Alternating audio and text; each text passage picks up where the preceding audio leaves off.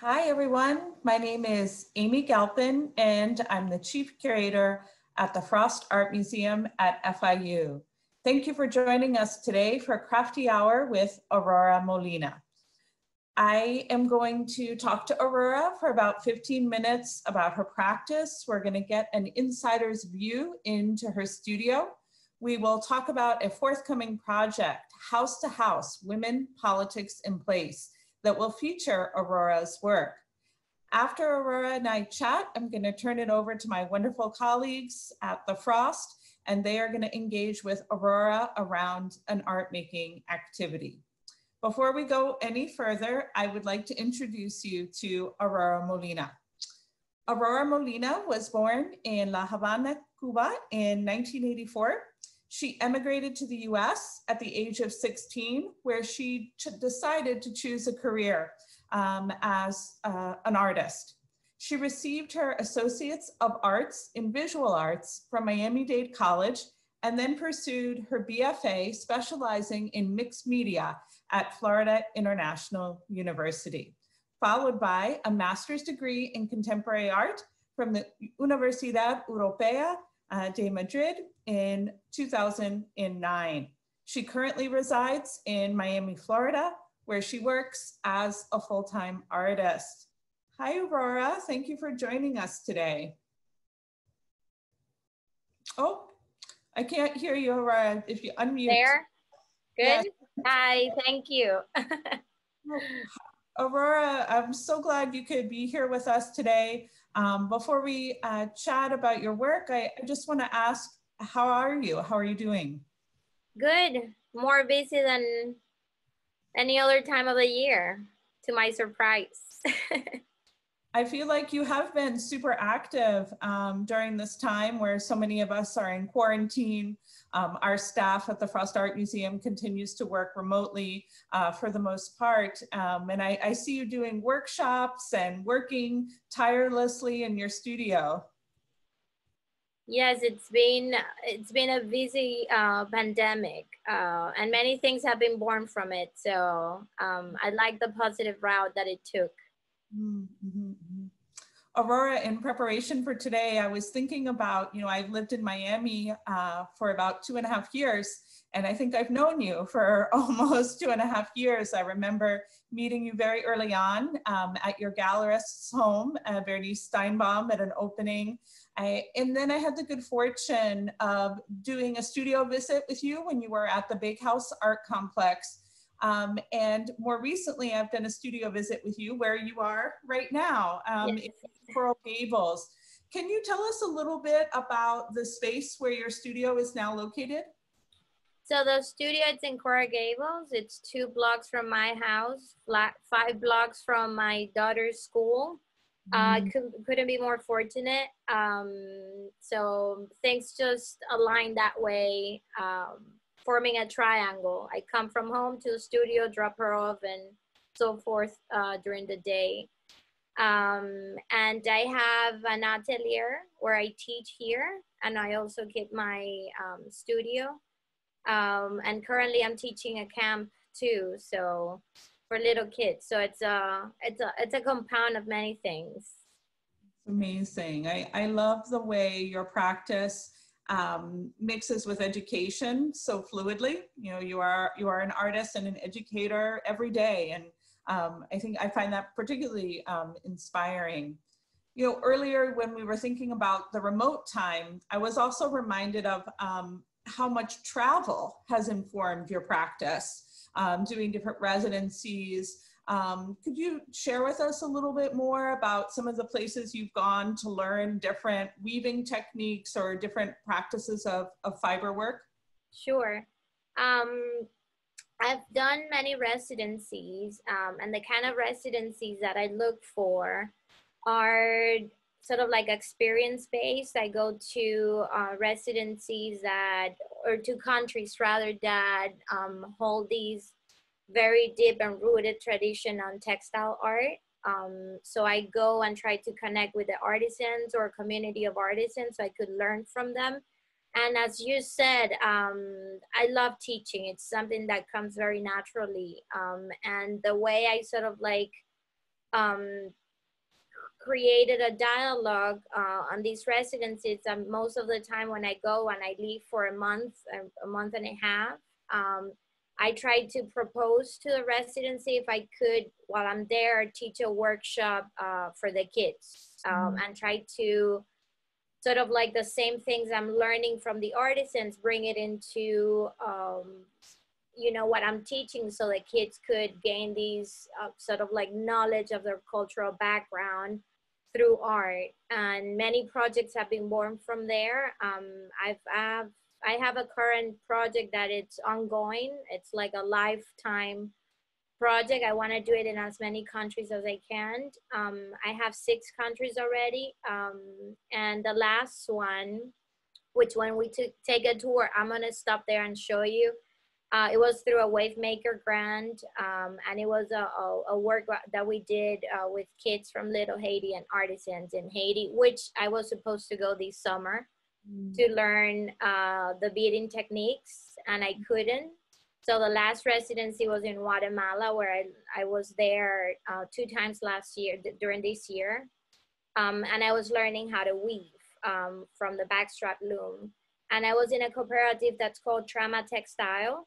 And they've been doing these for centuries. And these cooperative helps 400 women and their families through sort of like these workshops. So I think there is a time, I think traveling, it's fundamental for an artist. I think it opens your eyes, it opens, you know, the way you're connecting with people.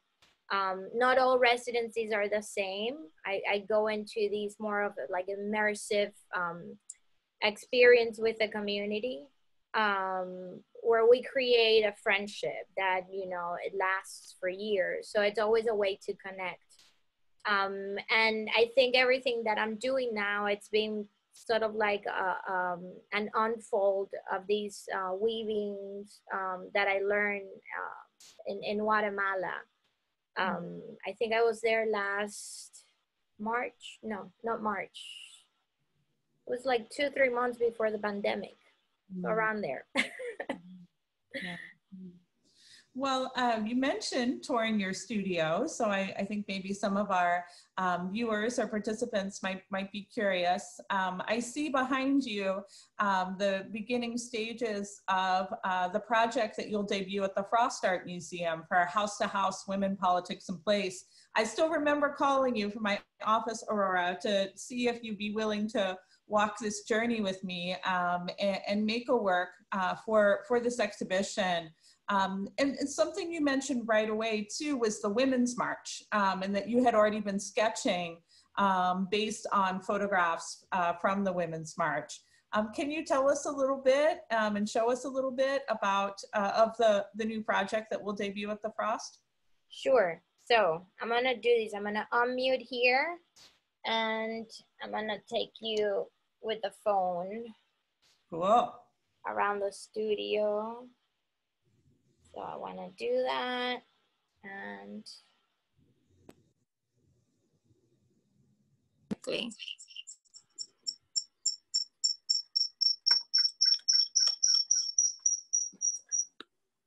Am I doing it correctly? Looks good. Okay, good. So I'm gonna go slowly here. This is the participatory project that we're gonna be talking about a little more in depth as we start. I left these here because these are stations that I leave around the studio for my kids to come weave if they need like a little break or something, which I'm planning to incorporate somehow on the installation.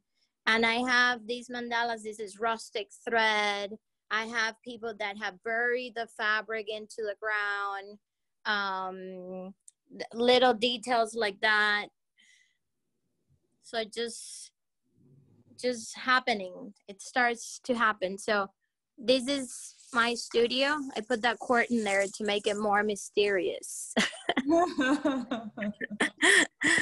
So this is usually, I usually work in here on the computer or writing or reading. This is sort of like a little break. My body here, it's always with me. If I need a hug, I have arms too. And I think hands are an intrinsic part of an artist's practice, and they sort of like accompany me because I think what your hands does, your heart, your mind, your brain remembers it. So there's this connection also with a thread, and your hands that, you know, has a very sort of like mindful connection. And I feel that too when I often use the sewing machine. I'm working more and more off of the sewing machine for these series, and you're going to take a quick look here. So these are images, as you mentioned.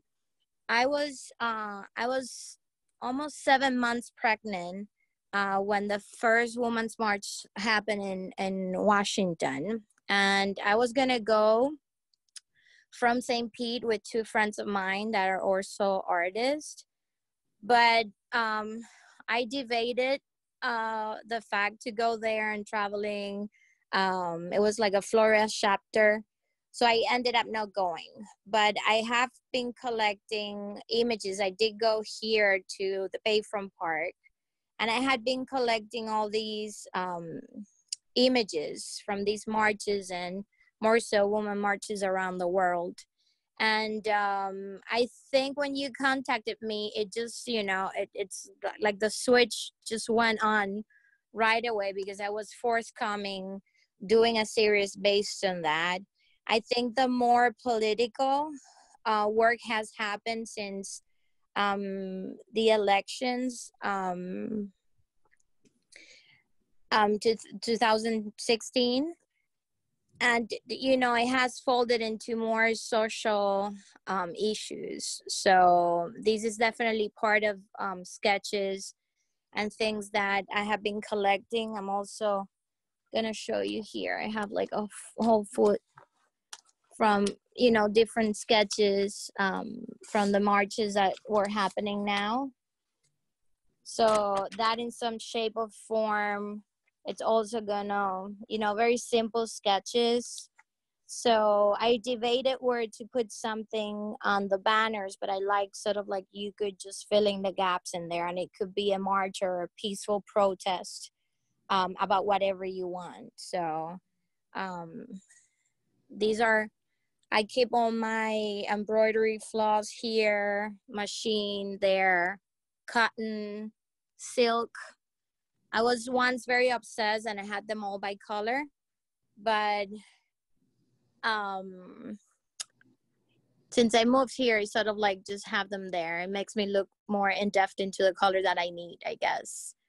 And these are all the yarns I'm using, which are recycled teacher yarns. I'm getting from a supplier here in Miami. That's wonderful. She works with smaller companies. And I'll make sure I give you the information, because for those people that want to go more in depth into this, where you have to go there. So another companion here. And these 2 works also are part of that series. Is another route, sort of like more machine embroidery if you look at the details. So yes. Aurora, I just admire so much your commitment to both activism, but just the collaboration that, you know, you're contributing to the show on women, politics, and place. And, you know, from the beginning, it's been about this collective engagement, you know, having workshops, make mandalas, thinking about the Women's March as, you know, a lot of women coming together from different backgrounds, different generations.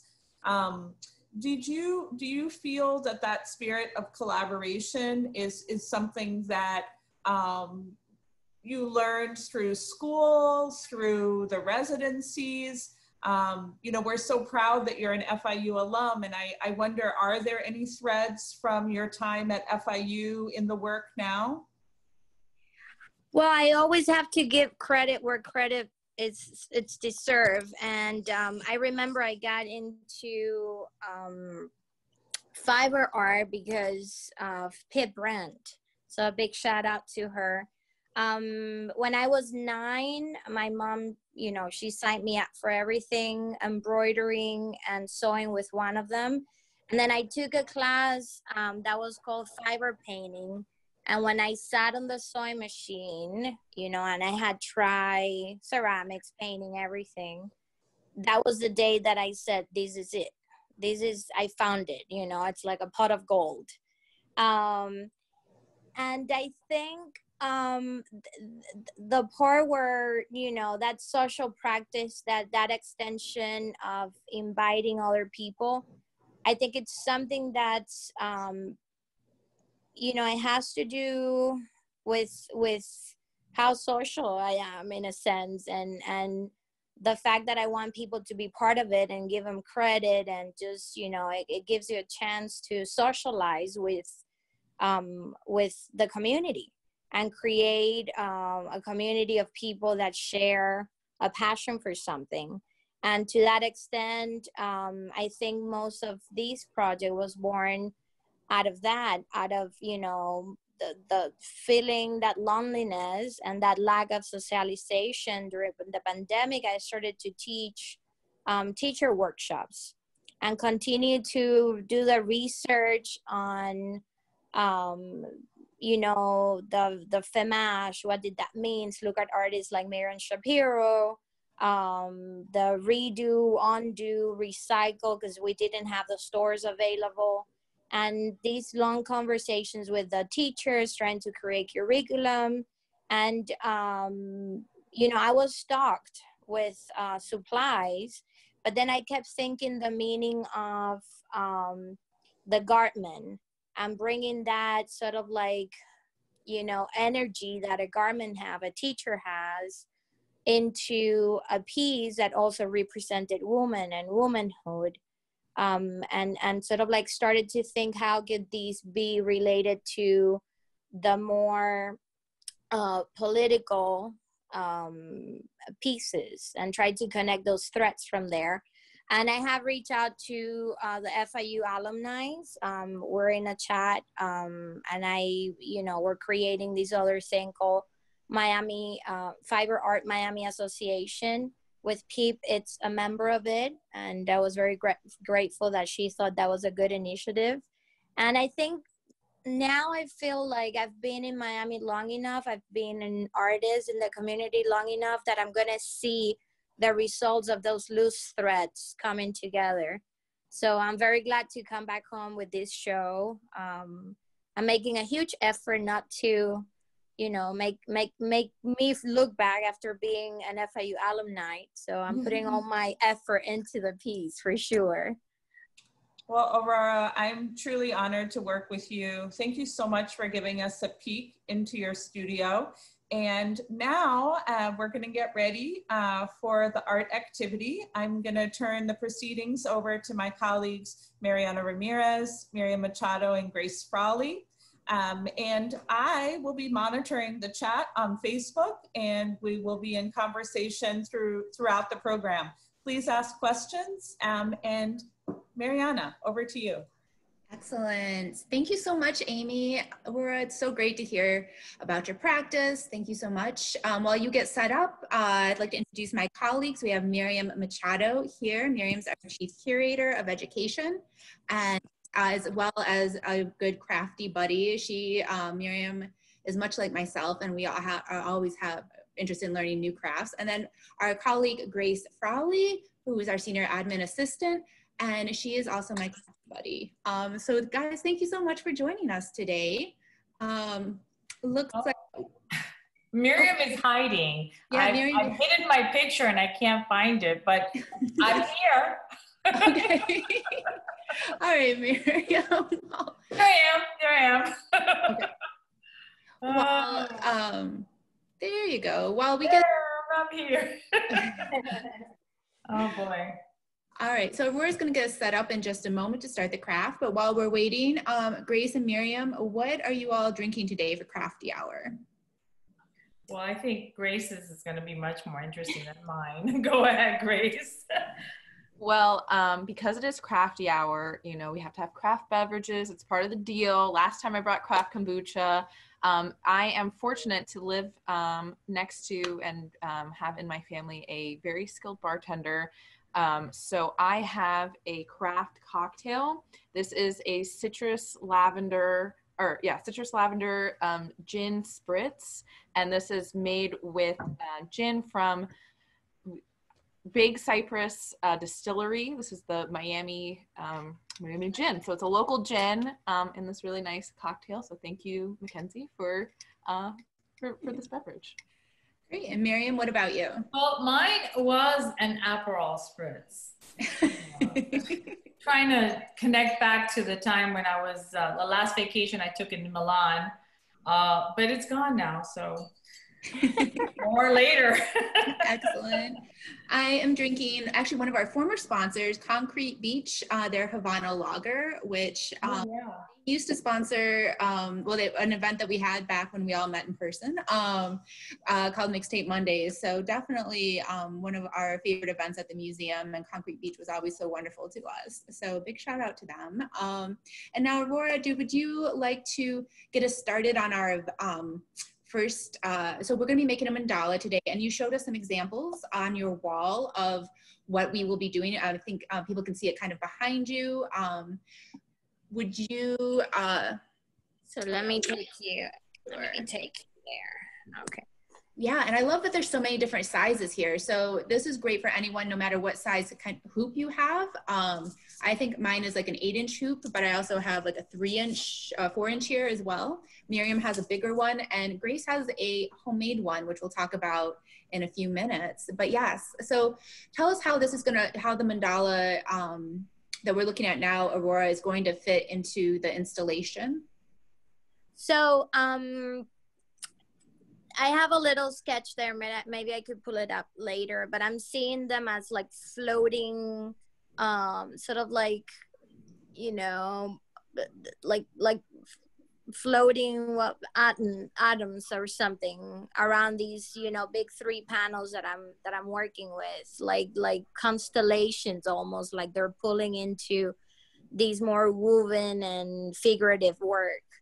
So I'm gonna show you, like, I think I was looking at it, and there are like 3 different routes people take here. And I should say a big shout out to Susan, Alina. I'm trying to look at them and remember all of them because I have already collected many of them. Nancy. These were the artist teachers that we had been working over the pandemic and doing different fiber workshops, and this was one of them. And I think the idea was born exactly in there, where I said, you know, what about if these somehow becomes part of that, because it had the same line and feeling to it, you know, like it's sort of like it's off of each other. And I love the circle into a more figurative way. I have a friend also that she used, like this one over here. She used her husband's shirt. He passed away, and she said he was such a feminist that he needed to be there with all the girls. Aww. So, you know, I see these as sort of like ritual pieces that hold these memory of maybe a garment of a person. One of the things we did during the pandemic, you know, when we were like completely in lockdown, was, you know, clean the closets. So I got all these shirts that, you know, they became thread, and I could, you know, see like little parts of it and remember. This is my niece's shirt. So I think once we started, also creates a dialogue, and I love that that incorporates that into that aspect of it into the piece. This one here, it's yarn that had been wrapped with some metal pieces, so it's all rusted. These are natural dye, also. What else? So like, for example, this one, it's something that we're gonna see, and I'm gonna demo, where you sort of like create these empty spaces. Most of them are like that, like they're completely solid. And there are three kinds of weaving techniques that I'm gonna walk you through. So you could play with that, creating more of like your own design, you know, where you wanna create more texture or less, or tie it more. So we're gonna go over that in a second. But I think, you know, overall this project was born out of that need to connect and remember and touch base with you know, all these ladies that marched the way for us to be able to, you know, get the right to vote. And I know there's some you know, from grandmothers to mothers to sisters. So I love that narrative, and I'm gonna see a way of collecting those as stories too in these pieces. Great. And I think that that's one of the things for those of you following along with our activity today. We're going to provide you with the mailing address. So once you finish your piece, you can mail them to Aurora, and it can be part of the installation that will be on view at the Frost Art Museum. So we're really excited for that. We had also put a video on our website that shows how to make the t-shirt yarn, but we're going to do a quick demo right now. And then we'll start off on how to do the weaving and of the mandala. Okay, so I don't know if we should switch camera. Can you see me there? Yep, we can see you here. That, yeah, you've. Okay, perfect, because I'm seeing you there. Okay, so I got my daughter's little shirt, just because I wanted to demo it quickly. The idea is that you create the t-shirt yarn first. So I think she should be represented also here. She's a little feminist. So so you have your shirt. It should be cotton and stretchy. So the first thing you do is you cut from one armpit to the other to sort of like create a rectangle. And of course, we created all kinds of things with the leftover of the shirt. And I'm gonna give you a quick look into, it's right here, that's what I'm gonna do it. This, for example, it's a fiber portrait where the reminiscence of the shirt came to be part of the portrait. So the idea was during that time that we were doing all these workshops, to recycle everything from the shirt, okay?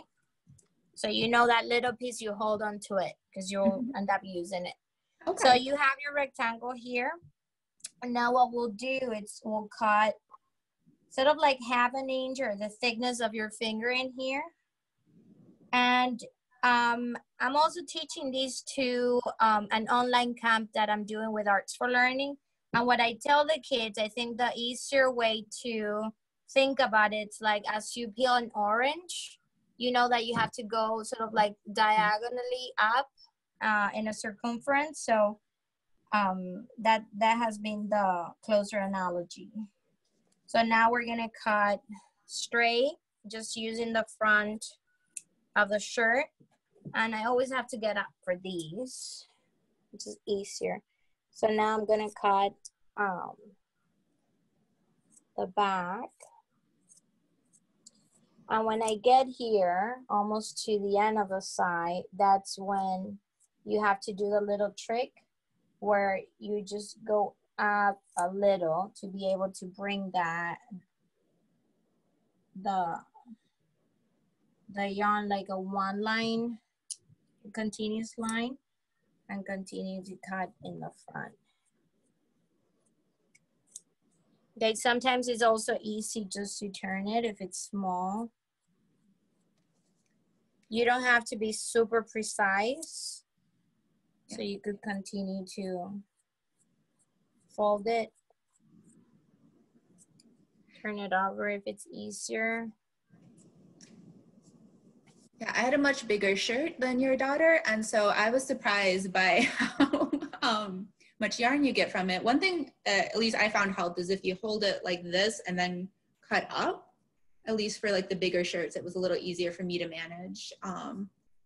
So in a regular medium shirt size, you will get about 26 yards of yarn, which is a lot, which for a little mandala will be a lot. So the idea when we started it was to do a white t-shirt because we were also doing natural dyes. So thinking that, you know, you could get different colors by doing the natural dye. So that's why the colors are more subtle there. Because many of the people that have already sent them back to me, they use that natural dyes from onion peels to avocado to black beans, coffee, tea, turmeric. So we also brought some of that into the same, you know, activities that we were doing, the same workshops. Actually, Aurora, one of our viewers had a question. Will how will you choose which mandalas go into the piece, or will they all go? They would all go. They would all go. I think most importantly, what I want to have in that sort of like community, you know, engagement part of the piece, it's that it has some kind of meaning that you can relate to it somehow. So when you're cutting the shirt, when you're making the yarn, when you're weaving, you're leaving time to yourself to maybe think about this very particular person that you're representing. So I think that's more important, to establish that connection, that sort of like memory that's attached to the piece than anything else. I had the students that I'm teaching now, they're like 10 to 12 years old. Mm-hmm. And we're doing these online, which is a great challenge. So I don't know what I'm even gonna get, but one thing that we have discussed is the fact that the shirt that they have picked, it's, you know, either from them or someone in the family that they wanted to represent. So. And is it possible, are we going to learn while you're doing the mandala to use like 2 different shirts to get 2 different colors going on? Is it possible to switch things out? Yeah, so I have a whole bunch of colors here that are already pre-cut. And this one, for example, was like a gray shirt that I dyed with turmeric. And this was green beans. I wanted to show you also the yarn, you know, the comparison between the color shirts and the natural dye colors. So I'm going to be switching them as we go to sort of like create a pattern. So what I like to do, it's like if I'm doing a mandala, and by the way, I have next to my bed at night, and every night I'm finishing a mandala. So I have a little hoop and 8 inches hoop, and every night I'm just trying to finish one. So that has been very, you know, soothing and calming at the end of the day as we go through all of these craziness together. That has been a great way of just, you know, connecting the hands, the mind, and just letting go a little. So once you cut your yarn, and this is, you see it's a whole one line. So once you do that, and this is a little bit of prep that you should do before starting even your weaving. It's to get those colors ready. You know, if you need to natural dye them, get that ready. Like for example, if you're gonna use a white shirt, you could cut from those 26 yards, you could cut maybe, you know, 5 sets of 6 yards or so. So you could dye them with different natural colors. And that way you're prepped, you're ready for you'll create your palette beforehand. Or if you're mixing colors from shirts, then you will need 1 shirt per color. So in here, my husband just, you know, I think I got like 20 shirts that needed to be donated that we didn't get to the Goodwill. It got to the studio. So I had used most of the shirts here to sample and to create the warp and whatnot. So all of them are here. And then, you know, that's sort of like the prep that you need to do before you start. And you're gonna, if you create like a pattern with the shirts, you even get to have more yarn because you're gonna use less. You know, each shirt, as I told you, it's like about 26 inches. So, so once you have cut your yarn there, what you're gonna do is just stretch it, and that it comes from being something like these to a yarn that closes in itself. Okay, so some shirts like this one here, it didn't have the seam where front and back was stitched. So in that case, it's a lot easier because when you're pulling, it's not gonna break.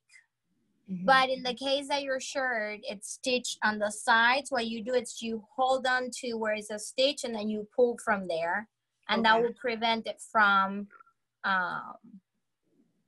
ripping off.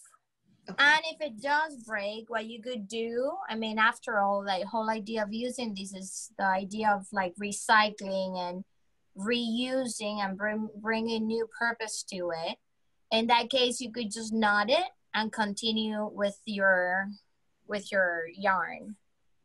Aurora, so one thing I wanted to ask you, because this is something I'm particularly interested in, is that you seem to be really interested in, you know, sustainable practices and recycling and using natural dyes and natural materials and all that. What kind of got you interested in I guess sustainability as part of your art practice? Well, one thing that did change is when I went to Guatemala, which was the latest artist residency that I did. And I was there on the first trip for 10 days and the second trip for about a week. And just seeing, you know, the different transitioning colorings, all the workshops that we did with the natural dyes, I think that just brought back a lot of, you know, thinking about, instead of like purchasing more and more thread, which I'm obsessed with, as you could see, trying, like, for example, buying recycled thread instead. So I have find this company, which is a local company, that that's one of the main purposes of the company, is that the recycling thread from the fashion companies become that yarn. So, you know, after I had spent a lot of money buying the recycle yarn, I found myself during the quarantine, and it's like, wait, I could have done these all the time with just shirts, you know? And it's something that maybe because of the situation we live in, I didn't even have time to sit here, cut the thread and make it. I just had to go buy it. So I think in a lot of sense, what we live through, what we're going through, it's bringing up the idea of, you know, how can we, you know, if we don't have access to certain things, how can we just make it happen, you know? Right. And I think it just turned the wheel in a very positive way, because, you know, right now I'm exploring with a whole bunch of colors. I have done natural dyes. I had learned it in Mexico as well. And for example, the way they dye, or they use the natural dyes in Mexico, it's more based on minerals. And then when I went to Guatemala, it's all based on plants and food. So the way they could tell the color belonged to certain fruits, it's by smelling it. And I found that was, you know, like, she was just smelling it, and she said, I think I put achiote and turmeric together here. and the other one will smell it. It's like, I think there's such and such. And, you know, it's like this connection to nature that, you know, unfortunately we don't have it here. I don't cook particularly. I don't have that gift, but I could set up here. I have a little station where I do all my dyes, and then I feel the joy of cooking, you know, like if I were to use a kitchen, but I do it with natural dyes. That's amazing. Did you have recipes for the natural dyes, or do you just kind of like, you know, make things up as you go along? You know, when in Guatemala, the way the Morton that they use is charcoal. So in the dye bath, where they put all the plants and fruits together, they put a piece of chalk in there, and it cooks with it, and it's like it sits for like 30 minutes or so. The way I learned it in Mexico, they put limestone. And then when I was here at FIU, of course, Pip had like a whole class on dyeing and whatnot. But it was more like with, you know, the pigments that you will buy, you know, through any art supply. And then I remember that I was very allergic to one of the Mortons. And someone mentioned, I think Pip mentioned, that I could use salt instead. So in a way, it's more sustainable at the same time, because you don't bring any chemicals into what you do.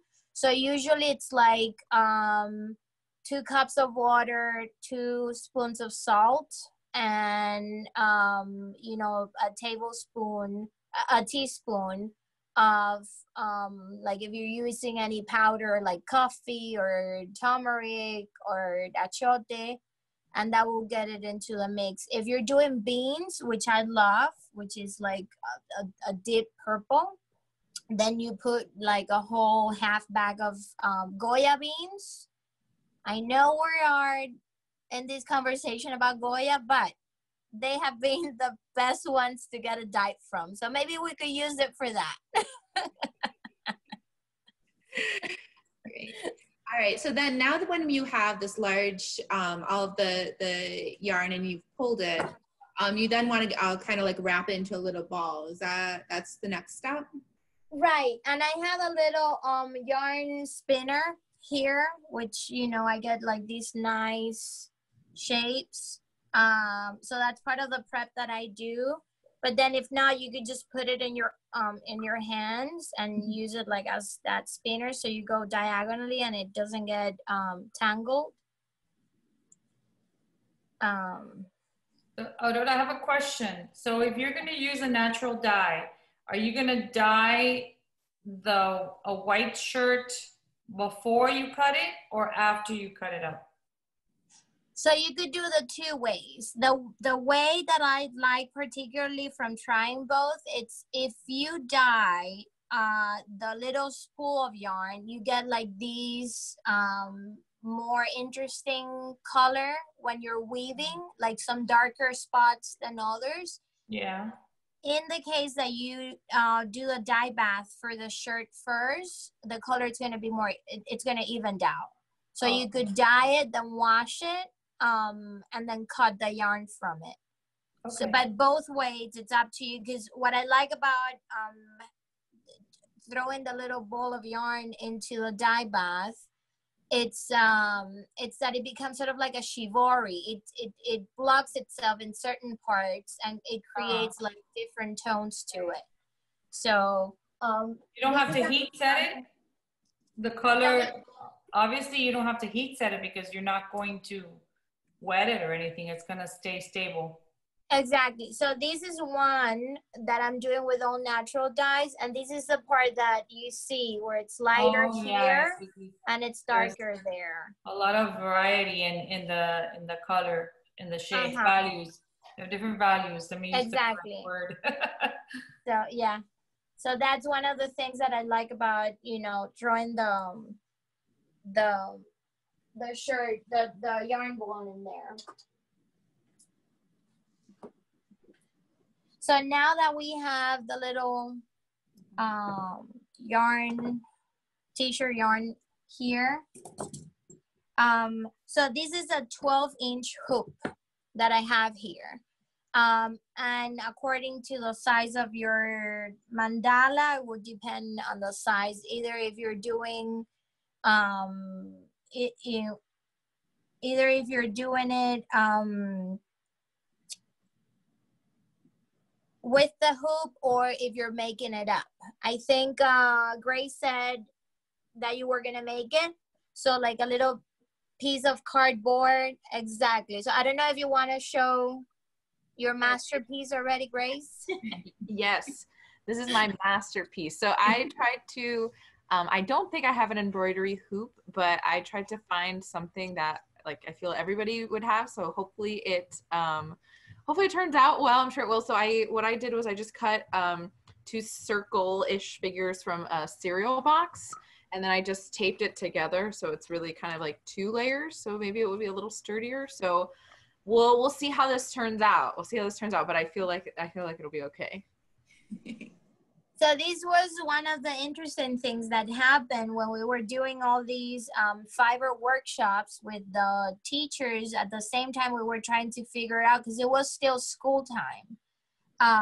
This was back in March.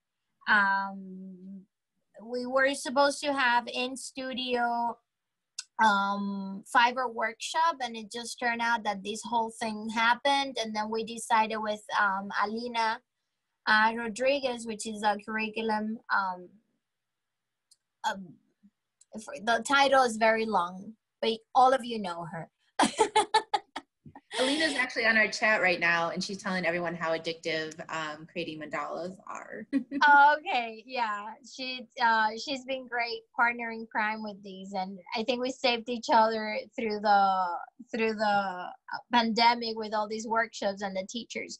So at the same time, because these were art teachers and they have an art practice as well, so we were trying to figure out a way to bring these into the class, not the classroom, but the Zoom room rather, and have the kids do some of these at home because it's proven that, you know, your levels of anxiety and whatnot when you're using your hands, when you're focused in an area, or when your mind is into it, it just releases you know, like the stress just goes away. So we were trying to figure it out to create a curriculum that they could use, and there were mandalas shaped in a circle out of cardboard where you cut the incisions and you just create your work from there.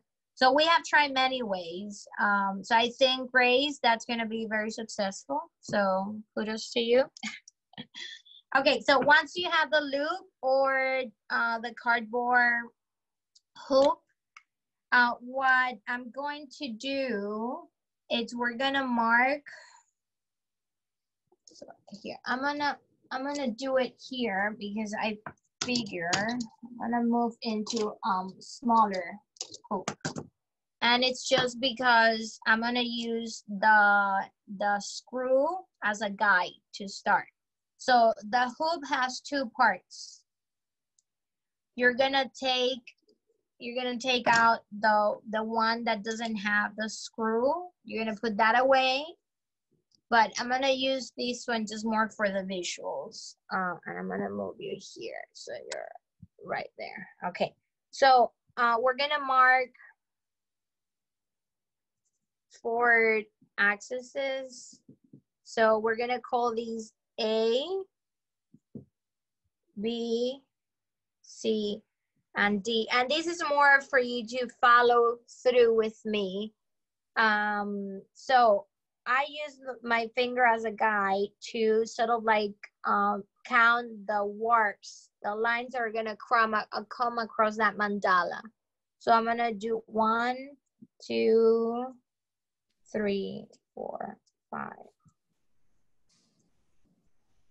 Okay, so I have 10 around here from A to B, which is from the center where you have the screw to 1/4 of the hoop. And then you could continue to do so around And this is, it shows a guy. So when you create your little loom, it's a guide to sort of like get organized and get all those threads center.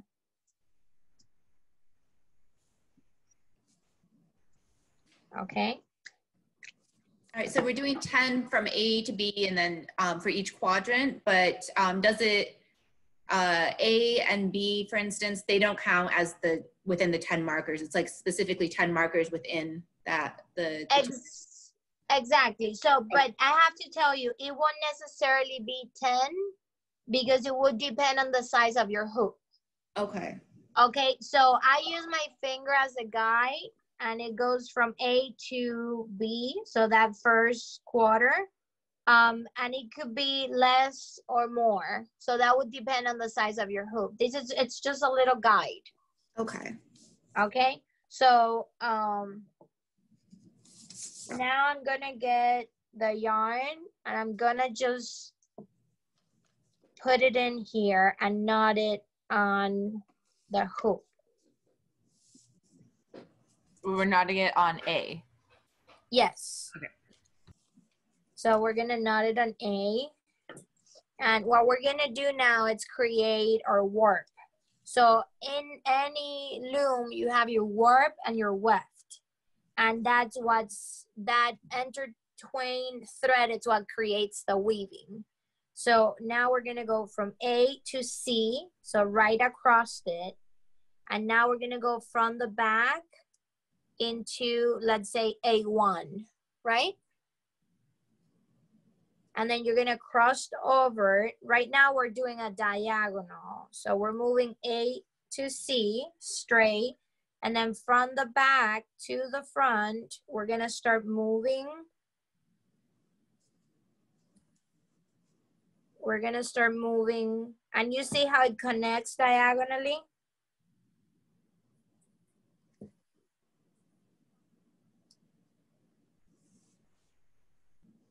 And that's what I said, Mariana. We could put it closer or further away as long as we're weaving it together. So you see, I got right here, it's my center. So I'm on B, and then B coincides with D. So I like to do it this way because it gives you a visual on more or less where your yarn goes. Okay. So this one that I'm doing, this one is particularly tighter. And you see, in this case, I run out of thread. So what do I do? What do I do? Don't get crazy. You get another yarn. We're gonna just knot it here. And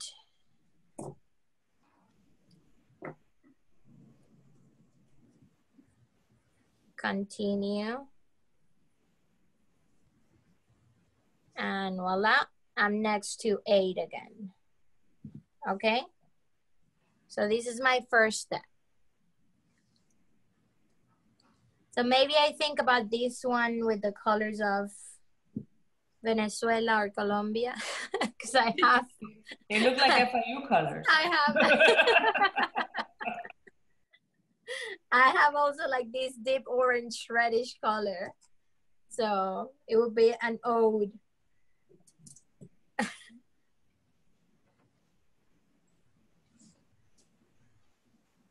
Okay, so I think, yeah, I've gotten as where you're at. So now I'm just holding this tightly right now, so. Yeah, good. So okay. Now this is the part that we're gonna cut yarn from the yarn ball because we need a loose end to be able to start weaving.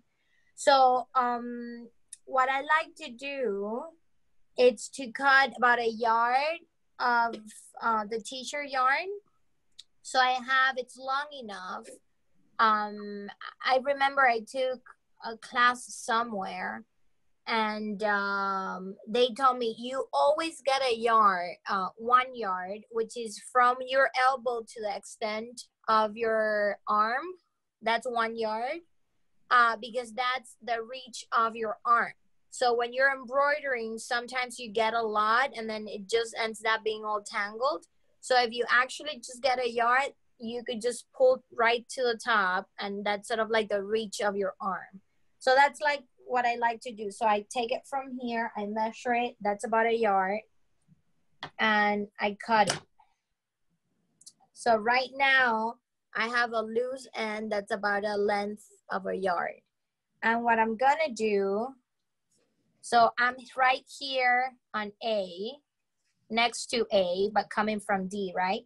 So I'm gonna go down to C, and I'm gonna go through it, okay?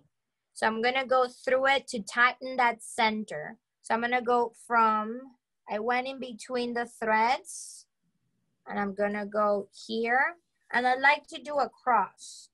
So I go from C to A, front to back, and then I go to D, back to front, and then over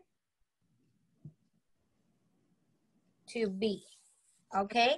I have a problem right now. My cat has decided to take my yarn ball. He's a fiber cat. How about that? Okay.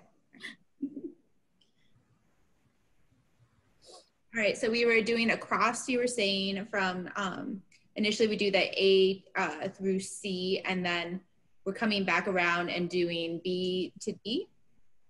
D to V. D to, okay, sorry, D. Okay, and then you're gonna take that, and you're gonna take that. You're gonna take that and have it right center and A. So that creates sort of like a cross, and what it does, it centers all the threads, so we're ready to start weaving. And if some of the lines move, you know, you could very much just move them back and space them out. So I can already attest that I would definitely recommend when doing this. I feel like my cardboard situation is not sturdy enough, so it's gotten very bent. But yes, might be a little differently shaped mandala, but you know, we're working on it. We're working on it. Yeah, let's see, because maybe I need like a random shape here, and that would be what I'm missing. That would be the missing link. Okay, so I have this little stand, which I love because I feel for these kind of work, it's better to use both hands. So this is like an embroidery stand, and it has this piece here that you adapt like a clamp. But if not, I have these clamps.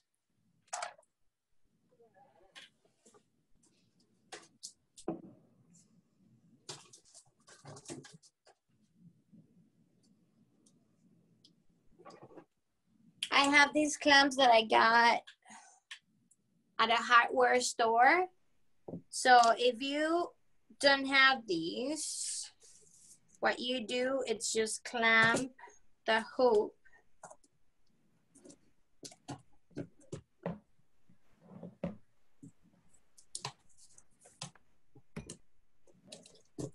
You know, it's not that it's not doing it, it's that the table has a little indentation here. I try again. I want to get it.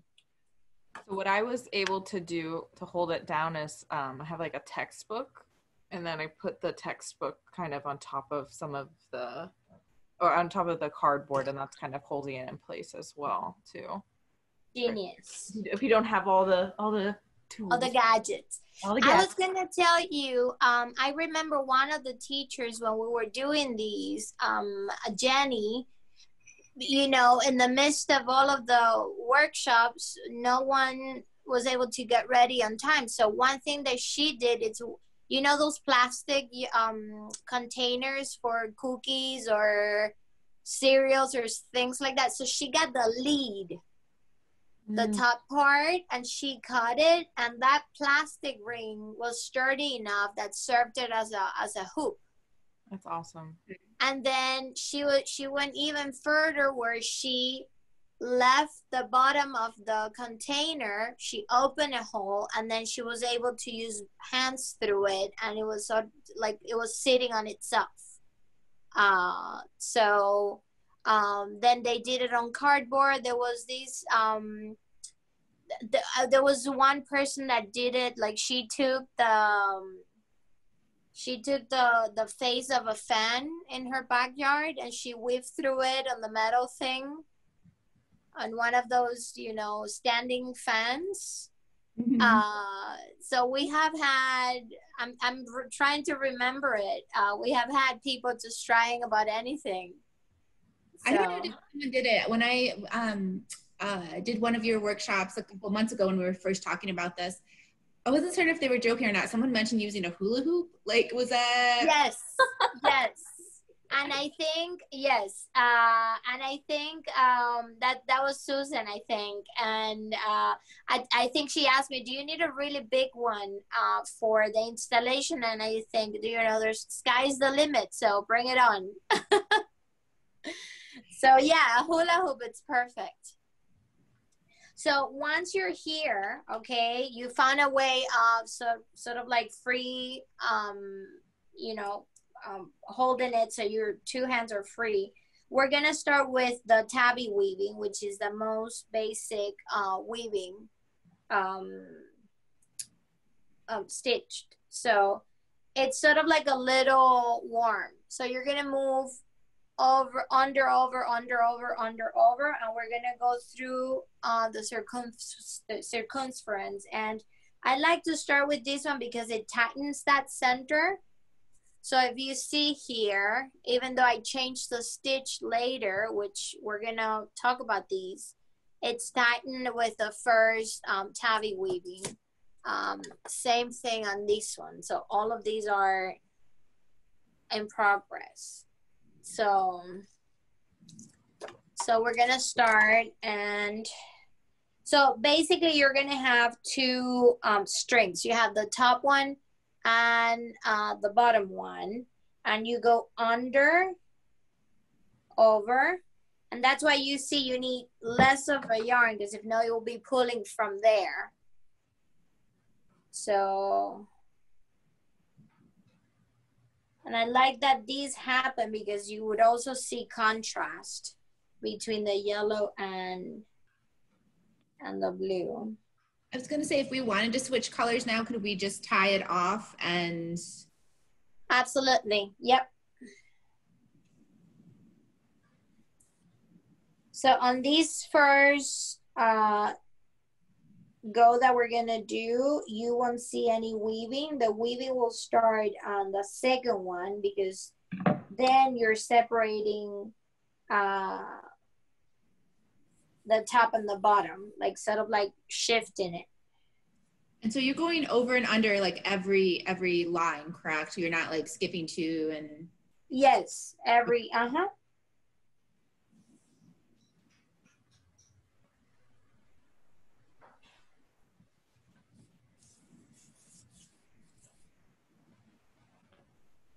So you see there that it's sort of like hidden.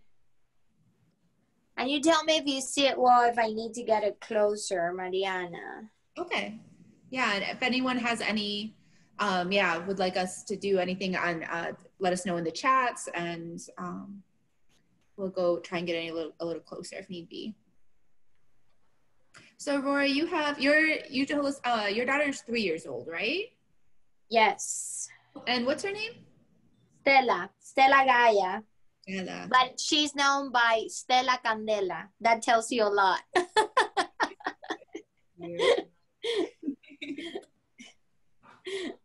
What's it been like for you during the quarantine? Like still trying to practice as an artist and run a business, and also taking care of your child.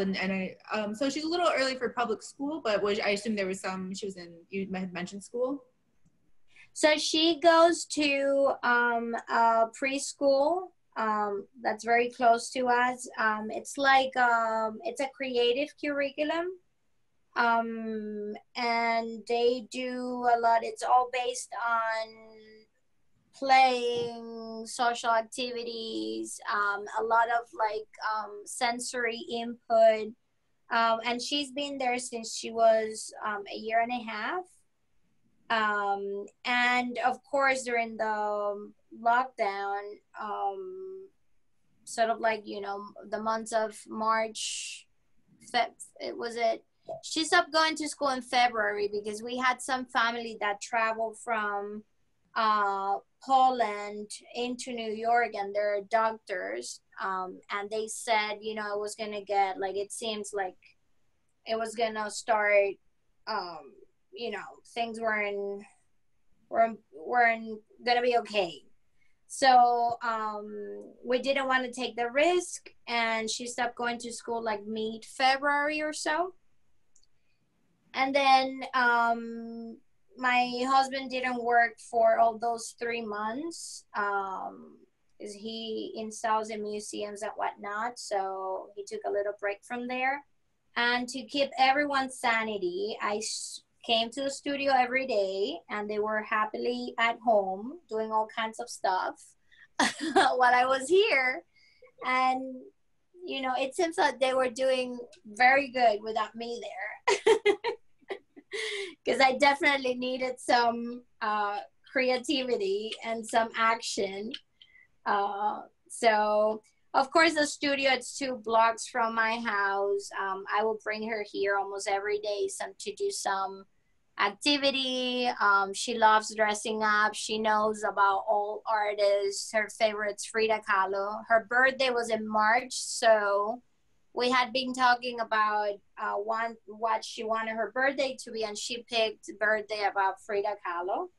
So, which was, yeah, I had a lot of fun doing that. And we did it, you know, we celebrated it. And we did like a Zoom meeting with all the cousins, and she was dressed up, and we bought a little piñata that was, you know, made into like Frida, and we ate tacos that night, and we toured the Blue House during that week, and read stories and books. And then another day of the week, we decided to do the Getty Museum Challenge, like dressing up as different paintings or artists. So that has been fun. We would do that every Saturday and Sunday too. And that way she has been getting to know different artists, different paintings. So it's been fun. Oh, good. I'm so glad to hear that. So, and her favorite, she says her favorite has been Mona Lisa.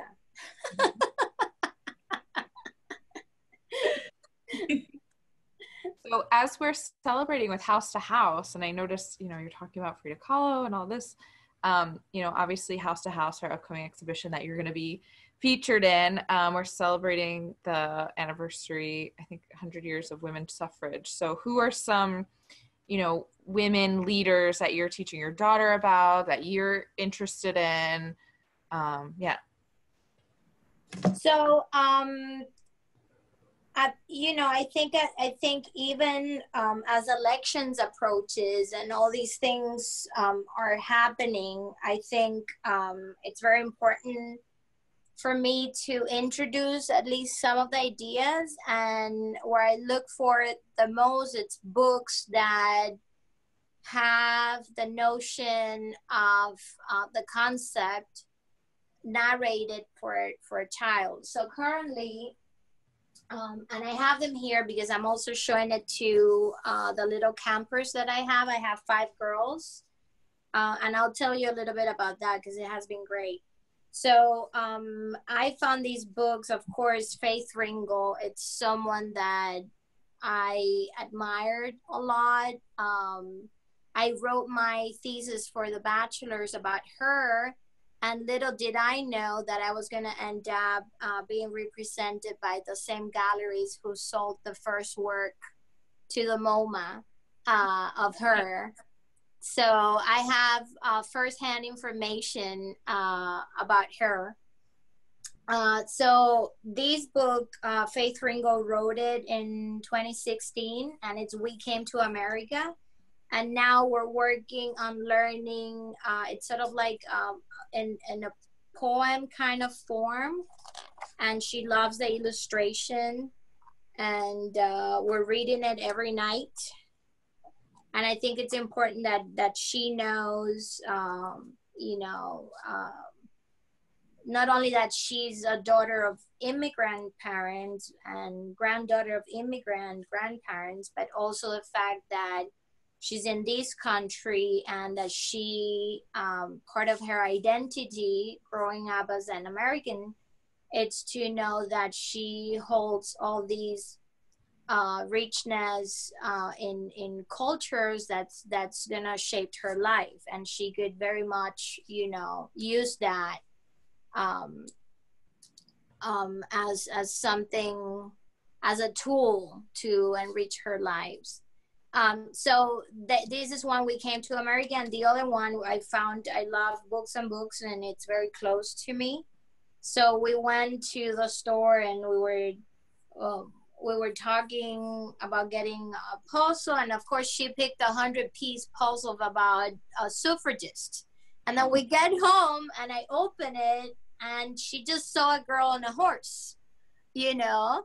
And when we opened the puzzle, it's like, oh my God, these have all the girls from the suffragist movement, including Frederick Douglass. So now we make up, she's passionate about making puzzles, and the 100-piece one, it's still challenging, but we make it every day, other day or so. And now she's getting to a point that she's learning some of the names, and she goes, Emily Pank what? But she would say anything, you know. So this is another book, Vote for Our Future, and it's like kids voting in a school setting, you know, like just understanding the concept of voting and collecting the votes. And there is a little girl here that has 2 ponytails, and she says it's her. Aww. So, and then she puts the name of this one. She says that's her. And then she would call the other kids, you know, the cousin's name. So I like that, you know, these are concepts that she should grow up knowing about and have them there. And I'm glad that she's, you know, like she's interested in it.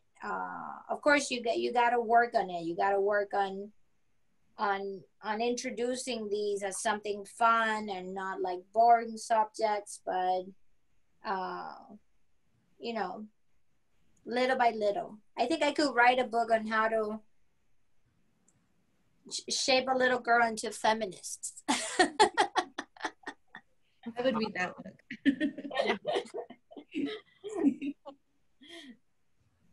No, it's so impressive. I just feel, remember, like, at least when I was her age, definitely, I think there's a lot of Pink Princess books, which I loved, but not the kind of, you know, books that you're describing, which is really cool. Yeah, it's, I think it's not negating one thing or the other. But I think, and I always tell my mom and my sister, it's like, if she's gonna learn something, you know, and she has the ability to absorb the concepts, why not give it to her? You know, if you're learning a name of the princesses, why don't you learn a name from an artist, you know, that has very much shaped history. So these are things that we discussed. So I was telling you about the camp that I'm doing here. It's only 5 girls. These are little girls that I see during the year. So the parents were eager. They were missing socializing a lot. And well, we finally started. It's only 5 of them. There's no other traffic in the studio. We clean every night. We take all precautions. And we started in the Renaissance. So it's a camp that I call Through Our History. And it's sort of like walking through the different art movements from the Renaissance to contemporary art. And we have a wall of thoughts. And in these wall of thoughts, we sort of like reflect how time has, you know, advanced into modernity, how girls couldn't study, how they weren't, you know, we looked into it through the different art movements, and it's been super interesting. One of them says, I think my grandmother was from the Renaissance because she's very old. So it's been wonderful. And of course, we get to discuss many of these subjects too. This week we're doing performance art because I ended up last week, and by popular demand, I had to extend it 3 more weeks. Oh, wow. So, you know, because parents don't know yet what's gonna happen, and they feel they're here, they're safe, they get to, you know, have a different time than at home, maybe watching movies or whatnot. So this week we're doing performance art, and they're creating an infinity room based on Yayoi Kusama's infinity rooms. So that's another artist, activist that we looked. And I always try to, even in the art movement, I always try to identify female artists. And I remembered, you know, the first week coming from the Renaissance into the Romanticism, and introduced them to Marika Sat as one of the first female artists recognized by the Impressionists. So, and they couldn't believe it, you know, that it took so long. Yeah. It's, you know, it's been great. It's been a great summer, considering the circumstances. Absolutely. So. Yeah. Kusama is one of our colleague, Miriam's favorite artists of all time. She came, so we dressed for Halloween. Every year we dress for Halloween, and one year Miriam came as Kusama, and she looked fabulous. Yeah, a lot of you guys took my picture, even from a distance as I was getting out of my car. But yeah, you know, it's just, there's many fascinating things about her. Absolutely. So I don't know, Miriam, if you've seen one of the first performances where she's in the woods and she's taping different sections from a tree to another tree and sort of like flowing into it. And like understanding the space and how her body moves into space. So on Monday, which was the first day of this camp and the concept of it, I introduced them to the idea of a performance. So I taped the whole room. I have a room in the front. This studio we share with also yoga. So it's part of, you know, bringing the mindfulness and the art into the space as well. But there's no yoga now because it's mostly online. So I have that room there, and I taped it.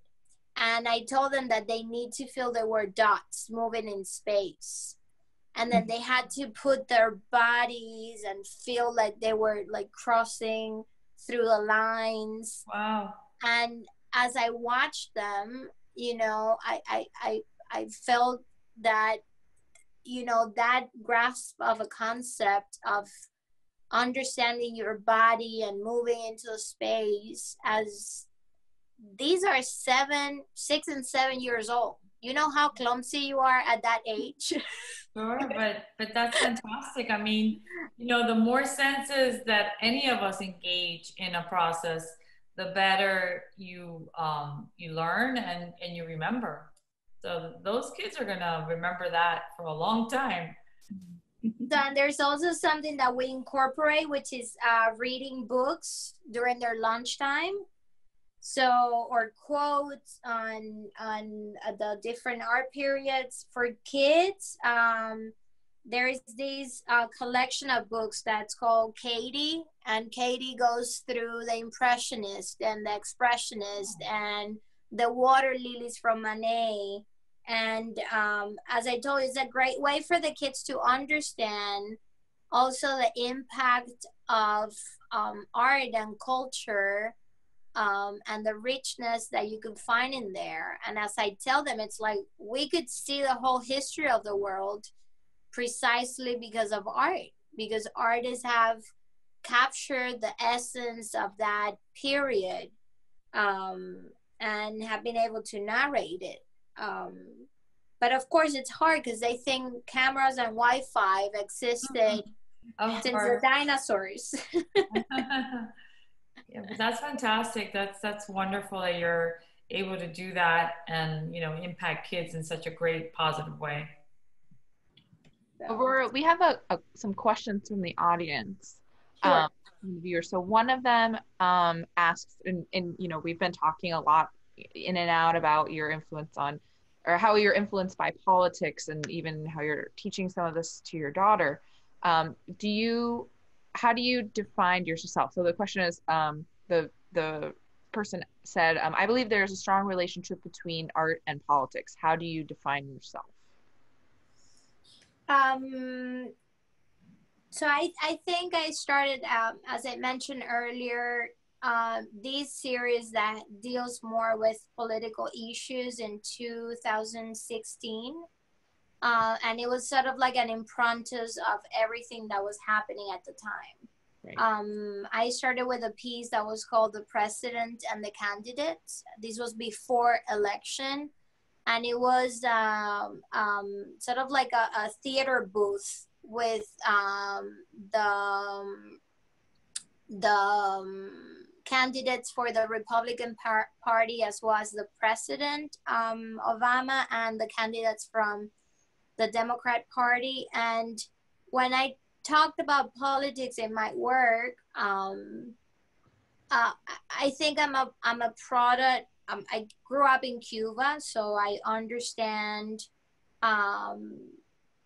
you know, what is to live like in different circumstances, capitalism and socialism.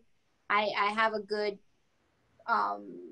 you know, based on experience, I have a good way of separating both. So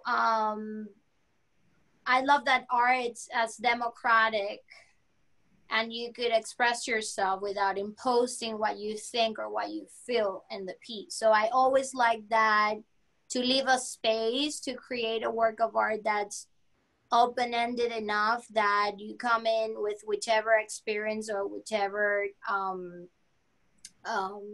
party affiliation, and read it through your own experience.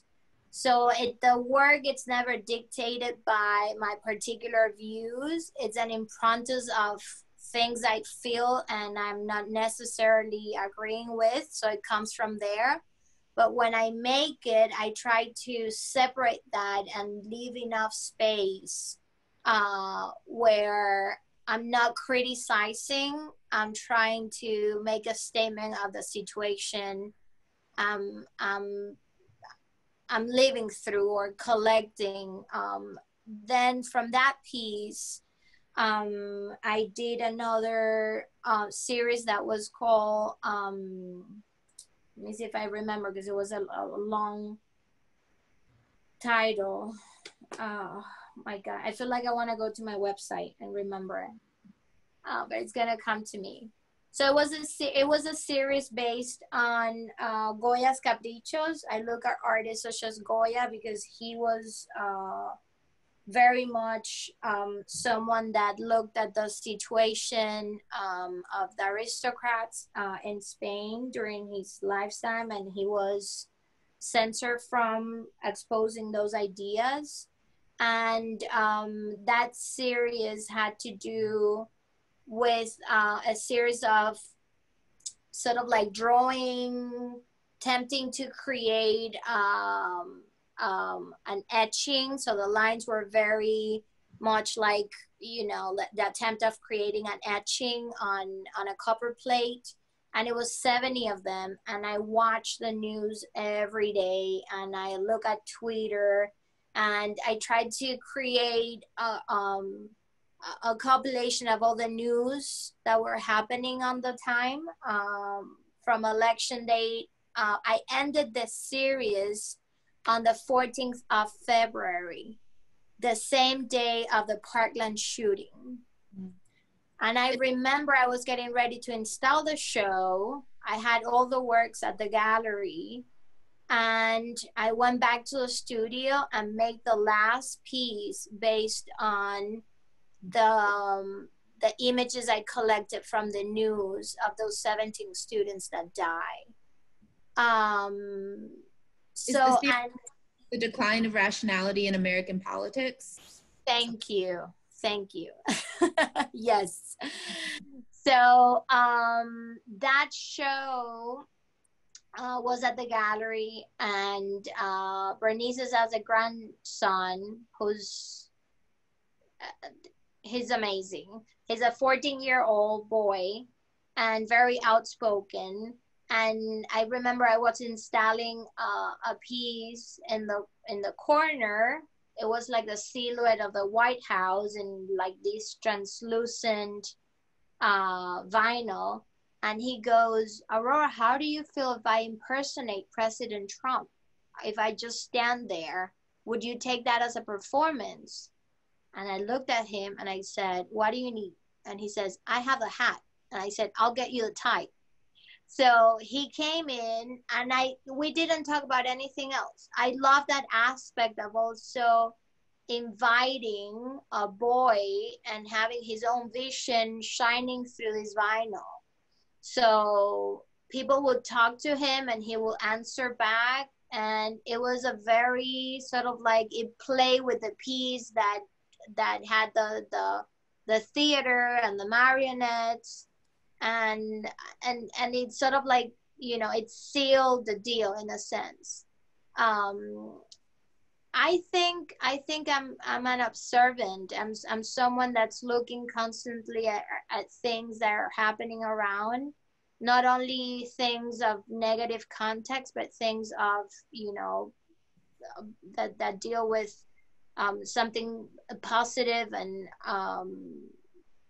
you know, something that speaks good about the human being and the things we're willing to do for others. I have worked with non-for-profits for a long time. So I have moved around Miami, and I have teach kids in all pockets of the city. So I feel as responsible as to teach these girls here as I am responsible for teaching kids in Overtown, in Coconut Grove. And one thing that I do, it's not come with my agenda, but rather try to understand the kids' point of view and what they need. So one project that I did in Coconut Grove that I enjoy very much, I had been going to the barnyard for years, and we started to weave. And in that weaving, you know, we started to have conversations that didn't deal with art. It dealt with life. It dealt with situation these kids were experiences, questions they had about the future. So I like that art allows for that, and also the fact that I'm a fiber artist allows to continue, you know, as a thread, sort of like continue to bring us together, to tie us together. So I'm a spider.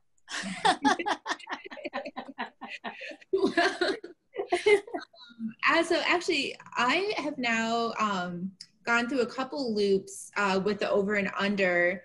We have about another half hour left of this workshop. Did you want to show us maybe another type of weaving? Yes. So on this is a 10 each hoop, and I like to do at least 5 loops of the tabby weaving.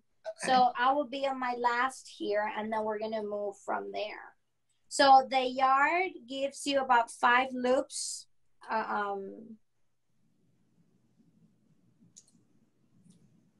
Okay, so it's all tight there. I'm gonna reach here to 8 really quickly. And then we're gonna do the Egyptian knot, which creates a little bit more texture. Okay, so I'm here where I started. I'm gonna cut them, I'm gonna attach another color. So I'm cutting here, and I'm gonna attach like another yarn.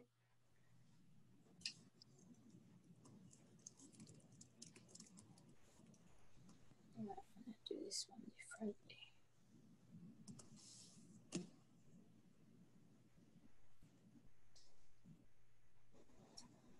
Okay. So the Egyptian knot, you're going to, again, go through each of the lines in there, but in this case, you're gonna go under and you're gonna loop it around and come on top. So that way you fold, you go to the next one over, and you're sort of like creating a loop through it. And so you go to the next one over, can you see it there? And then through the middle. Would you be able to maybe go a little bit closer somehow? I think I'm having a little trouble seeing it. Or even like zooming in on your phone's camera. I don't know if that's a thing. Okay, I think that looks there. Pretty, yeah, I think that looks pretty good. Let's see. Okay, so do that again. You come over. So I'm here. I'm in between, right? So you come over to the next one, put it through. And when you take it out, you're going to take it out right through the middle. See? So you're going to do a little loop. I'm going to go slowly. It's like you're doing a loop, you see? So I'm working on this one. You're doing a little loop, and to take it out, you're going to take it out in the middle.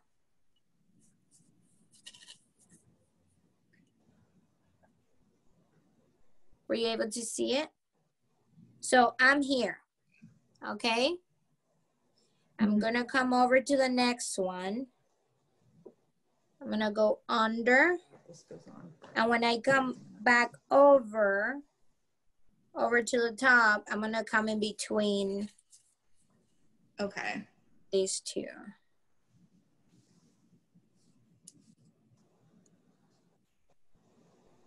Okay. Okay.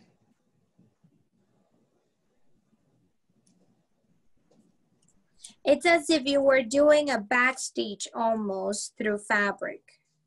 So you're actually almost going over 2 lines, correct? And then coming up the middle? Yes. Okay.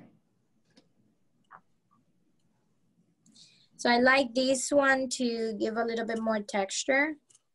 And then once you start doing many of these, you start to thinking about patterns and what kind of pattern you could create if you're shifting colors or whatnot.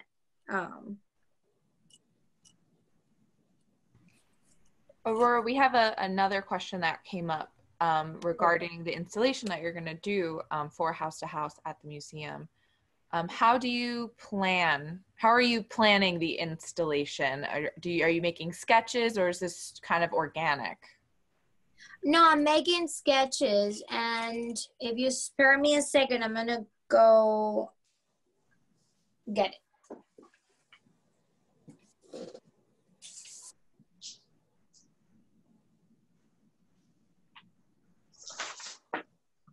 So the piece that you saw inside is about 6 feet by 6 feet.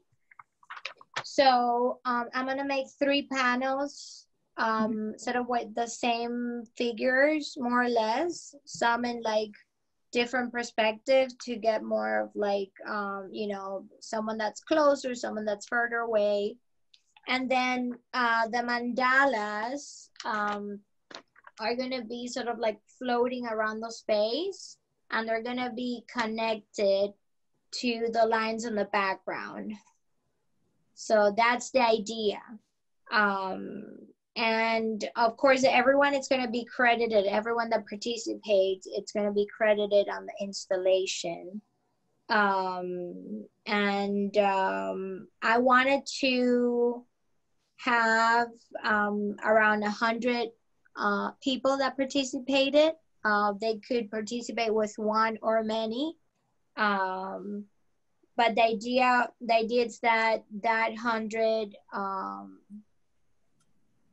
people that participate represents the 100-year anniversary of the women's right to vote. Whether it's, you know, from a little girl to a little cousin, dad, man, woman included. I think it's something that we all should celebrate regardless. And I didn't want to put a particular gender to the fact that this is more of like a community-based project. So that's the plan. Things change once you're in the space, but that's how I see tying it together into a space. So, you know, if it changed, I don't think it's going to be too different from what I'm thinking about, because it's sort of like the connection that I have established more with like the figurative work and the mandalas and the circle as a shape. So very cool. And Aurora, just so those of you watching know, we have another workshop coming up on August 29th with, this will, is one of the other projects that you've been working on, So America Cares. And do you want to tell everyone a little bit about that project and organization? Yes, so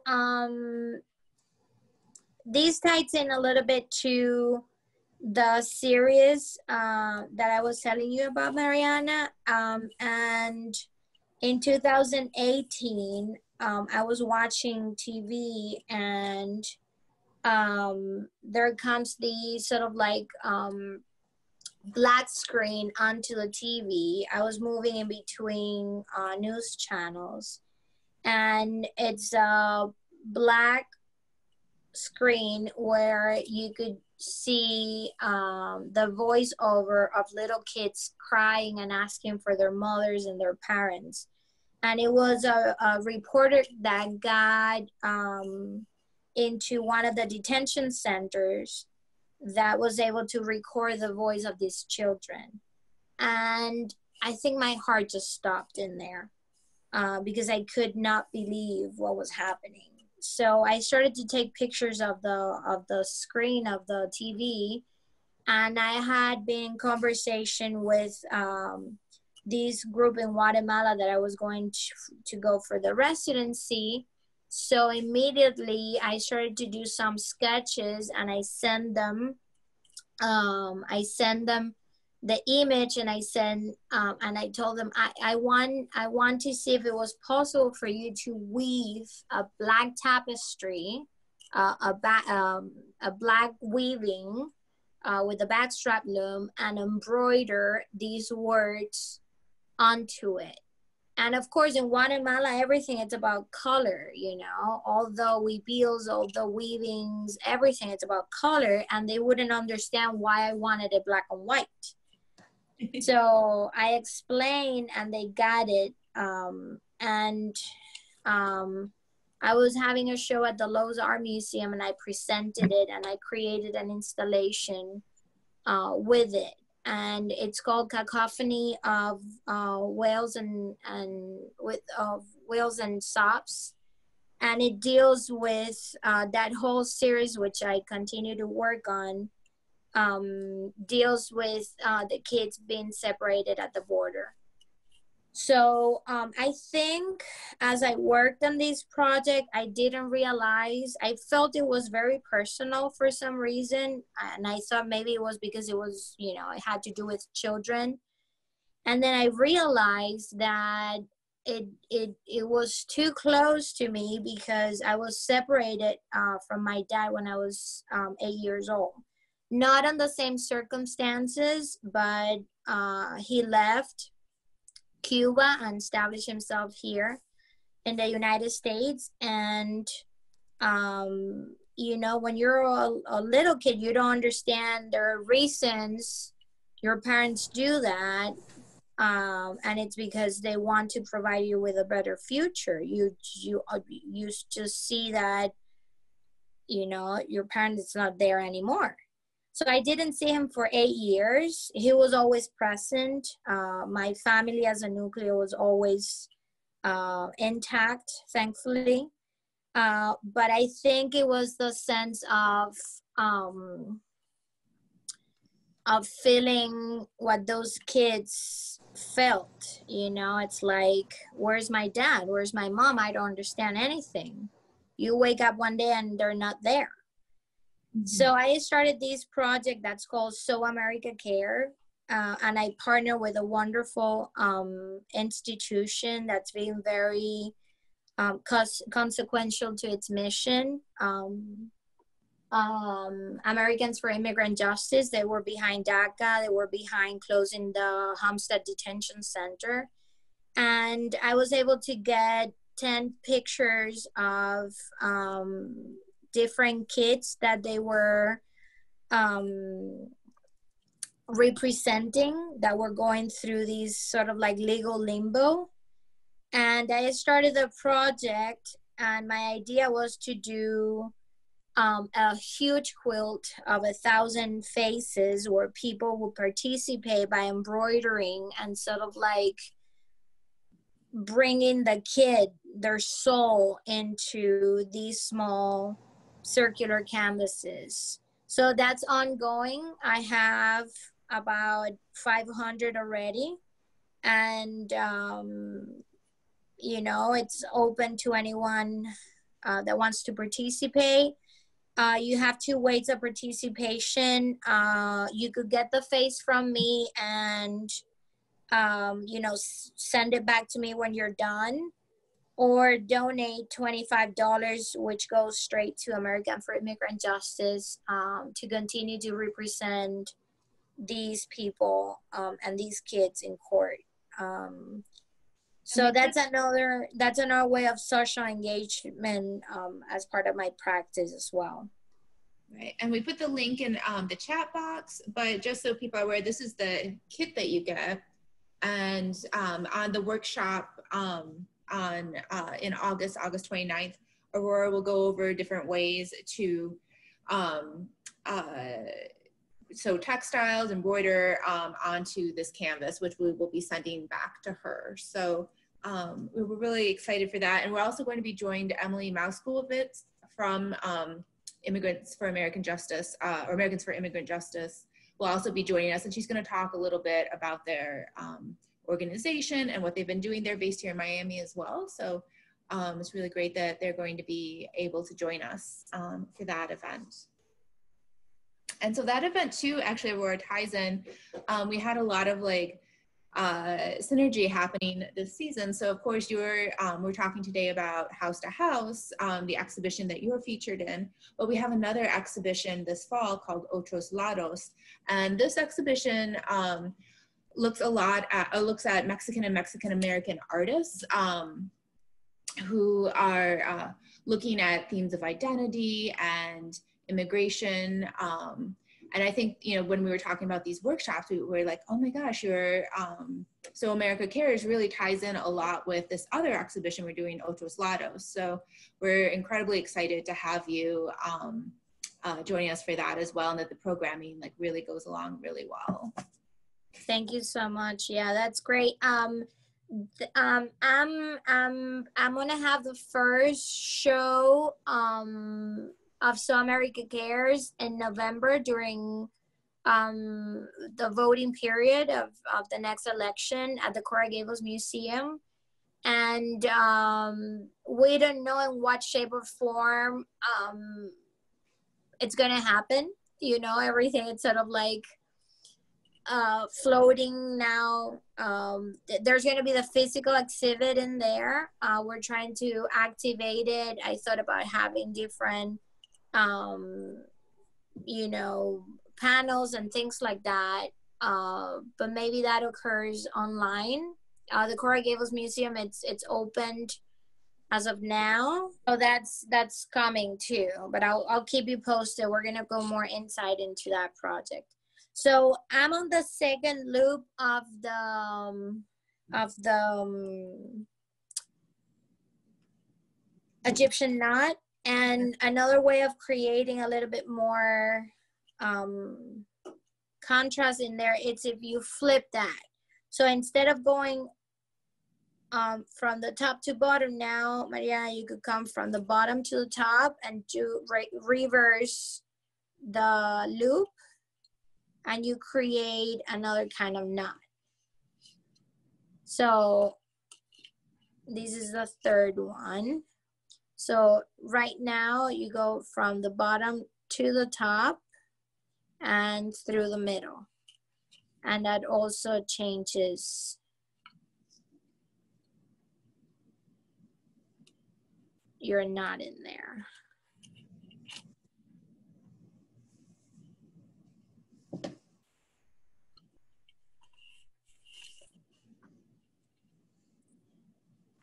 And So, this is called sumac. Yeah. I want to, okay, this looks so I definitely made my round way too small and my yarn way too big. So I finished a little bit ago and it looks very strange. So this is something I'm sure everyone's will be better than this.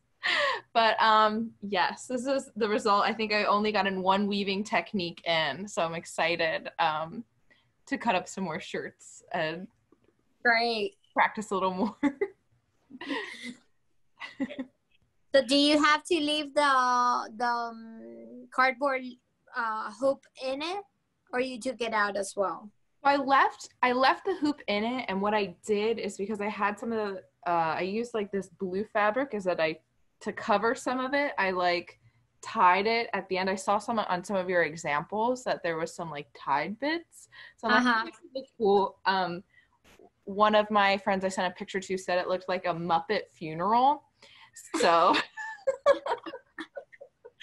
so yes, I you know, it's been probably since the last crafty hour, Mariana, that I've actually crafted. So I might be a little more rusty than I thought.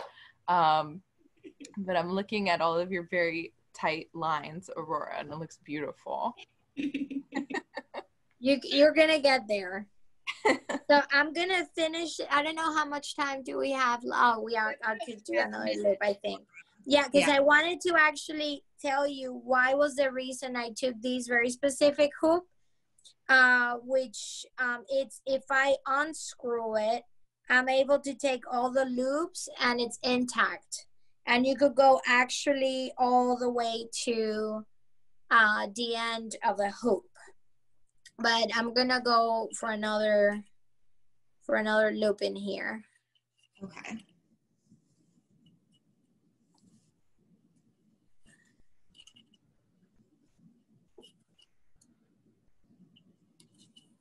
So I love when it gets to a point that you're talking but your mind is so into it that you're just quiet, you know, and it shows, it proves how you change hemispheres, and your creative side, it's just working, which is a great exercise. That's what we get quiet, because the hands are doing their thing. I remember you were telling me too that you have been working with like a group over in England on different craft workshops. So before the whole pandemic started, I started something here on Fridays that was called Sip and Stitch. And we had actually, I think we got to do 3 in the studio. It's something that I wanted to do for adults too. As the pandemic started, all the people that used to come, they said, can we do it on Zoom? So one of them was from England, British, and she said, I'm gonna tell my friends there, which is a great way of connecting. So we did for like 3 months the Sip and Stitch on Fridays, and I actually gonna get 2 or 3 mandalas from them from abroad. Which I like, as a suffragist movement started there, so it's representation. Nice. I love it how you described it to me. It's like, oh, they, you know, given the time difference, they'd put the kids down, were able to have their drink. Exactly. It's my own Oxford club. That was awesome.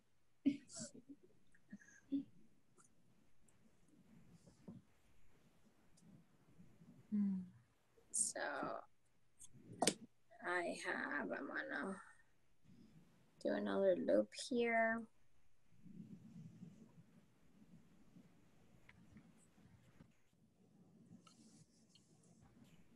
Aurora, when did you start making these mandalas, or what like kind of inspired you to use mandalas as a medium? Was it like, I guess, your experiences in Guatemala, or like how did you know to do this, or how did you think to do this?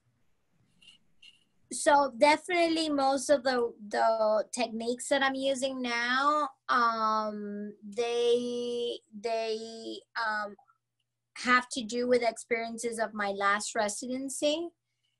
So I don't like to use fiber techniques just for the sake of it. I like to bring some conceptual input into the fiber technique that I'm going to use. So definitely for the piece, for the house to house, I had the visuals and I know what I wanted to say, but I wanted to say it in a way that the technique itself was also important. So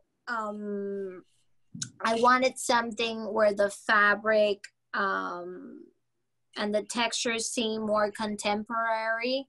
That's what I ended up finding, all these recycled yarn to work with. I definitely wanted something that you know, created more like a modern palette, like neon colors. I kept thinking about the pictures that I saw with, you know, the neon plaster boards, and it's not very much something that that kind of yarn. It's not something that it's easy to find. That's cotton. It's most of the time polyester.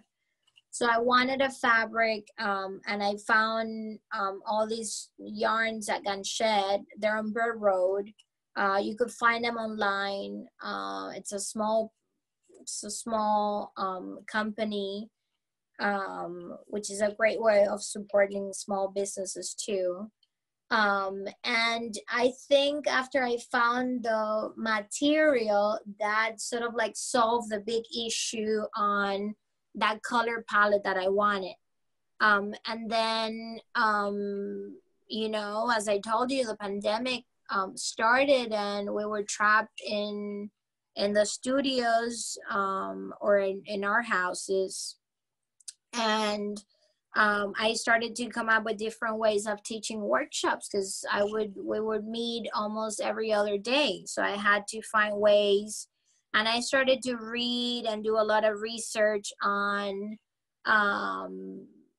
you know, the Femage, which is this essay that Miriam Shapiro wrote that deals with, you know, the sort of like the scrapbooking and recycling fabric and all these things that's very much attached to the gender and the feminist movement. And then I started to also do lots of research on the suffragists and how they used, you know, the sewing circles, and the suffragist artist leagues that started in London, how the artists went to, you know, the countryside and use social engaging projects, like it was, you know, some of the sewing circles to start conversations about voting and to approach these other women that were doing embroidery and whatnot. So I think it all tied in together into the concept that I was working on with the Women's March for the House to House exhibit.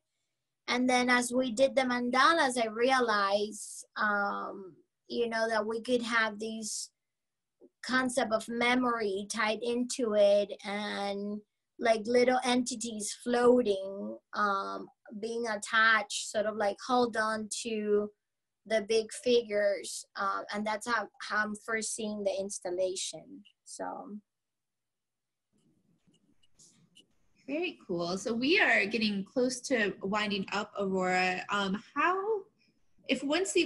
we tie these off and then just start cutting them from the hoop? Is that? So if you have the hoop, I'm gonna finish right here. If you have the hoop with the screw, you're gonna knot these here, and you could cut it. I'm gonna knot it again. And what I do, that's what I like to use, the one that has the hoop. I'm gonna take these down. So I take the screw of the hoop.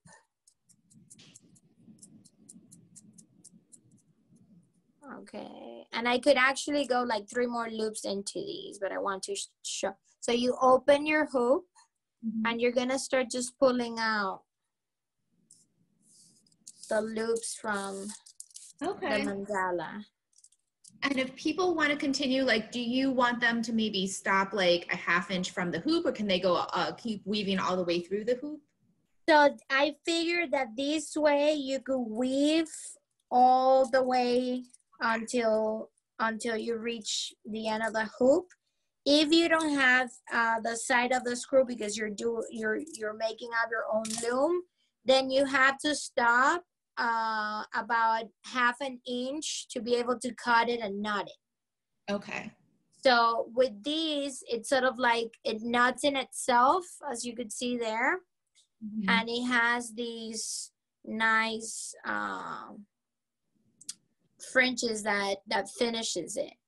In the case you self-made your hoop, then you would have to cut it to take it down. So what you do is you cut and you knot to the next one over, and they stay in place.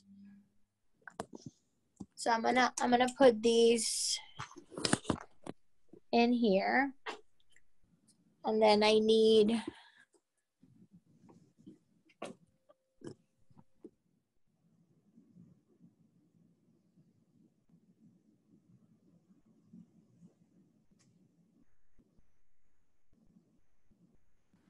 Oh my God, it looks so cool.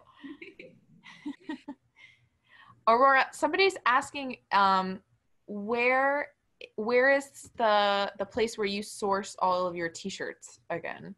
You had mentioned it.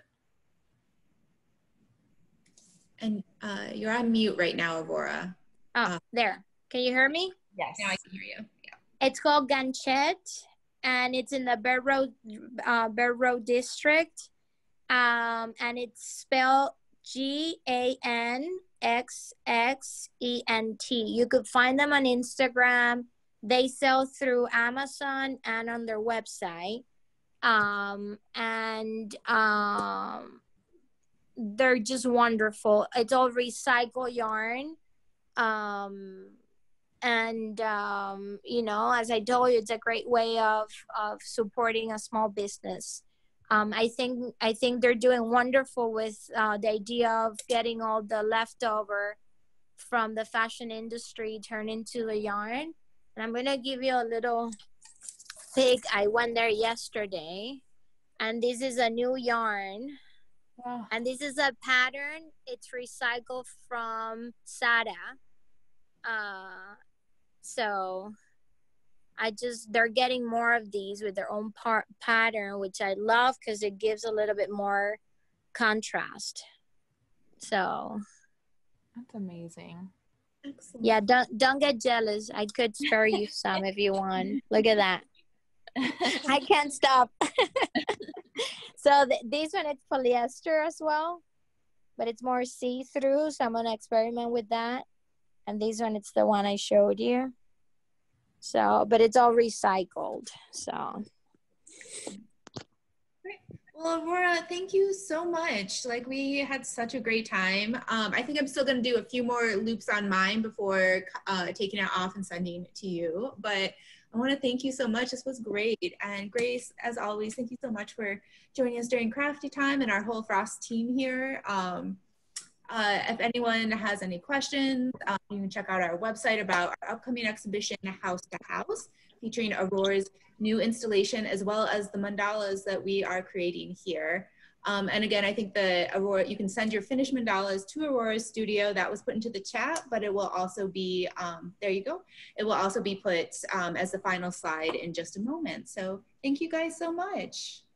Thank you everyone for showing up and for all the support, and to the Frost for continuing on to reaching out to the community and doing such a great job. So feeling very honored. Thank you. Bye everyone. Bye.